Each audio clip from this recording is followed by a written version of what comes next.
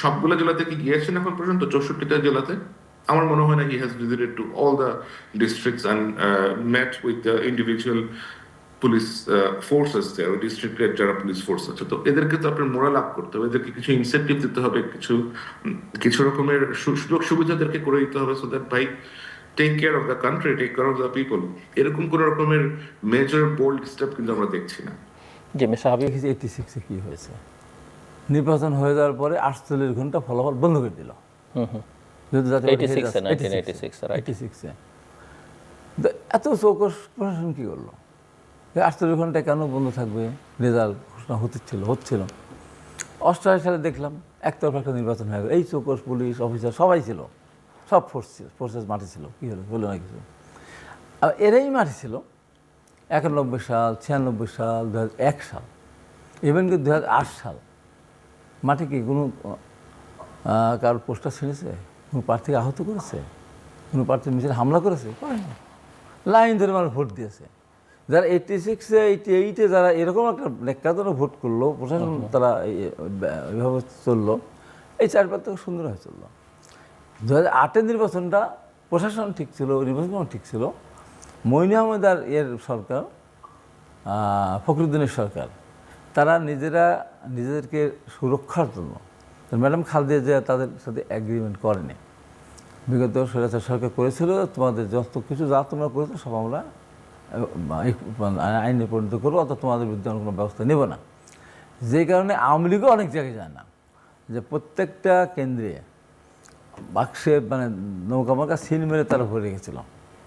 এটার প্রমাণ হলো বিগত যত নির্বাচন হয়েছে, 8টা নির্বাচন হয়, এক নাগারে 4টা পর্যন্ত হয়। হওয়ার পরে বুথে এরকম একটা মেন বুথে ভোট গণনা হবে, সমস্ত এজেন্ট থাকে, বাক্সগুলো নিয়ে এসে ওখানে দিয়ে অন্য এজেন্টটা চলে যায়। 2008 সালে প্রথম 4টা ভোট শেষ হওয়ার পর সব এজেন্টকে বের করতে, সবাইকে বের করে দিয়ে তখন বাক্সে এখানে 9টা ছিল, এখানে 13টা থাকলে তো দেখার লোক ছিল না। এই যে কাজ তারা নিজের সুরক্ষার জন্য করেছিল। তাই বলি যে নির্বাচন 2001 সালে হলো, 6 সালে হলো, 1 সালে হলো, 8 সালেও প্রশাসন করে দিল। আর্মিটাকে মানে মঈনুল আহমেদ বলতে আমি বলবো সমষ্টিগত হলে মঈনুল আহমেদ ফখরুদ্দিন সমর্থক যারা করেছিল, এই প্রশাসন চৌকস প্রশাসন করতে পারলো না, আবার এরাই করে দিল। এখন যেটা নির্বাচন, প্রথম শর্তটা হলো, আমি আপনার এখানে বলেছি, দলীয় সরকার ওদের নির্বাচন হলে আপনার আল্লাহ ফেরেশতা পাঠালেও এখানে এসে তারা বিভ্রান্তির ভেতর পড়বে। যে জন্য আমি বারবার বলতাম আপনাদের, বিগত দিনগুলোতে আওয়ামী লীগের প্রত্যেকটা এমপি বহাল ছিল, তার মানে সংসদ থেকে নির্বাচন করেছে, এখানে তো সেই সুযোগ নেই। অতএব এখানে প্রশাসনের এমন কোনো প্রয়োজন পড়বে না, যার ভোট ঠিক মতো দেবে। আর যে সংস্কার করতে যাচ্ছে যে নির্বাচন কমিশন, সংস্কার পরিষ্কার বলে দিক যে কোনো প্রার্থী যদি আর কোনো প্রার্থীর উপরে হামলা করে, সঠিক যাচাইয়ের মধ্যে দিয়ে তার প্রার্থীদের বাতিল করে দেওয়া হবে। ভোট কেন্দ্রকে মারামারি করে লাইনের ভিতরে ভোট দিতে চায়, সেক্ষেত্রে তার ভোট প্রার্থীদের বাতিল একটা ঘোষণা দেন না, সব শুধু হয়ে যাবে, কেউ আর যদি তাকাবে না, প্রার্থীটা বাতিলের ঘোষণা দেবে যদি অন্যায় করলে। তাহলে প্রশাসন এখানে সোজা মতো আনসারও লাঠি নিয়ে দাঁড়িয়ে থাকে, তারপরে ভোট করার ক্ষেত্রে কোনো সমস্যা নাই। সরকার ইচ্ছা করে 3 মাসের ভিতরে ভোট করতে পারে, ভোটার লিস্ট আমাদের রেডি, ভোট করতে সমস্যা কী? এই গেল প্রথম কথা। দ্বিতীয়ত কথা হলো, উনি যেটা বললেন অস্থিরতা বা সব কিছু মিলিয়ে যেটা, সেটা হলো এই আসলে একটা অস্থিরতা আছে, তো বিভিন্ন ধরনের এখানে নানান ধরনের কথাবার্তা চলছে। এইটা চলার পিছনে কিন্তু সরকার এখানে দায়বদ্ধ আছে সরকারের। এই যে নতুন করে সমস্ত এই যে নারী নির্যাতন ভয়াবহ আকার ধারণ করেছে বিগত 2 মাস ধরে, তার প্রশাসনিক কোনো রকমের এখানে কোনো নেই।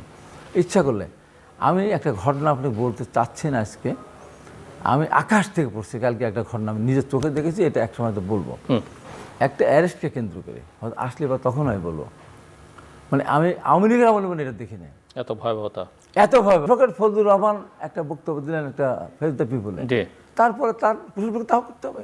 বলেন আপনি তো কোথায় গেছি, কথা বলতে যাওয়া যাবে না, ভোটের কথা মুখে আনা যাবে না, ভোটের কথা বললেই বলে দেশদ্রোহী, স্বাধীনতার বিরোধী। সো আমি আসছি আপনার কাছে, সামি, আপনার কাছে আমি জাস্ট আপনার অবজারভেশন, কারণ একজন খুবই তথ্যে অত্যন্ত সমৃদ্ধ সোশ্যাল মিডিয়াতে ফলো করি, এবং আমি দেখেছি যে আওয়ামী লীগ যেভাবে মুক্তিযুদ্ধকে নিজেদের করবার চেষ্টা করেছে, এই জুলাই অগাস্টের এই অভ্যুত্থান কতিপয় ব্যক্তি এবং গোষ্ঠী তাদের নিজেদের করবার চেষ্টা গত 7 মাসে করেছে এবং সেটা করে অনেক ক্ষেত্রে তারা কিছুটা সুফলও পেয়েছে অনেকে মনে করেন, এবং সেই চেষ্টাটা আছে এবং সেটা অনেকটা সরকারি আশ্রয় প্রশ্রয় হয়েছে অনেকে মনে করেন, কারণ কিছু ইতিহাস আপনি প্রকৃত ঘটনা আপনি থ্রু ইউর ইয়ার্স, আমি তো সেটা মিথ্যা কথা বলতে পারবো না আপনার কাছে।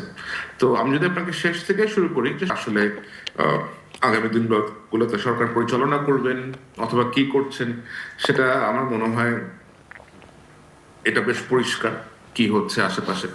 তো এখন যখনই নির্বাচনের কথা বলা হচ্ছে তখনই চারিদিক থেকে আক্রমণ করা হচ্ছে। আমি এটা, যারা এটার কথা বলছে, they want to favour BNP অথবা জামাত, অন্যান্য পলিটিক্যাল পার্টিগুলোকে। সব থেকে অবাক করার বিষয় হচ্ছে এখন তো যারা ইভেন যারা আপনি ভারতের প্রসঙ্গ তুলেছেন, যারা ভারতের নানা কাজের সমালোচনা গত 15 বছরে করেছে, এখন নির্বাচন চাইলে বলা হচ্ছে সে ভারতের দালাল, সেটাও বলা হচ্ছে। হ্যাঁ, সেটাও বলা হচ্ছে। প্লাস আপনি দেখেন যে এত বছর বিভিন্ন ভাবে একইভাবে নির্যাতিত হওয়ার পরেও এই বিভিন্ন অপোজিশন যে পার্টিগুলো আছে, বিএনপি বলেন, জামায়াত বলেন, আপনার যারা বাংলাদেশের রাজনীতি করেন, গণ অধিকার পরিষদ বলেন, বাম ডান, এদের মধ্যে কোনো রকমের কোঅর্ডিনেশন নাই। প্রত্যেকের মধ্যেই যে আমি খাবো অথবা আমি আগে আসবো, আমি এটা করব, আমি তোমার থেকে বড়, তুমি আমার থেকে ছোট। Nobody feels for the country. আমার মনে হয় যে আপনার যেটা একটা দেশ, এটা যে আপনার দেশ, এটার লোকজনগুলোর চিন্তা যে আপনাকে করতে হবে, এটার ইকোনমি যে আপনাকে কারেক্ট পথে আনতে হবে, মানুষের পিস এন্ড স্ট্যাবিলিটি যে আপনাকে এনশিওর করতে হবে। আমি অ্যাকচুয়ালি ঠিক দেখি না যে তারা এগুলা নিয়ে কনসার্ন হয়ে সব ভেদাভেদ ভুলে গিয়ে যৌথভাবে একটা লক্ষ্যের দিকে আগাচ্ছে।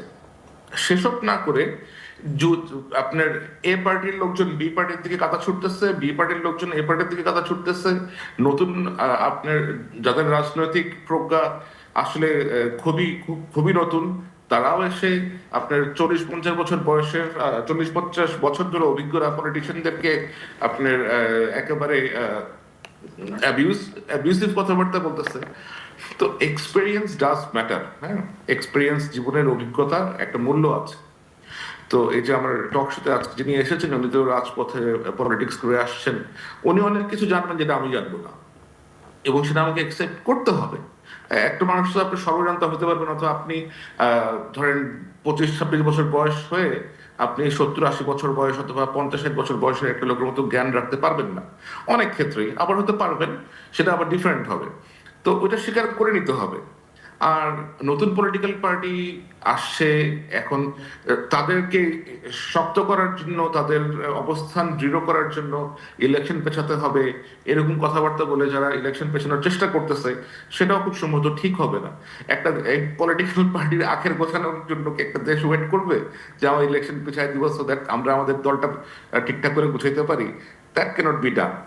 আরেকটা জিনিস আমি যেটা বলতে চাই, সেটা হচ্ছে যে পলিটিক্যাল পার্টিগুলো যে সমস্ত ডোনেশন কালেক্ট করে বাংলাদেশে বিভিন্ন গ্রুপের কাছ থেকে, XYZ গ্রুপের কাছ থেকে, এই জিনিসটার মধ্যে একটা ট্রান্সপারেন্সি আনা অবশ্যই উচিত। এত সংস্কারের কথা বলা হচ্ছে, পলিটিক্যাল পার্টিগুলো কিভাবে রান করে এই সংস্কারের কথা কেউ বলতেছে না।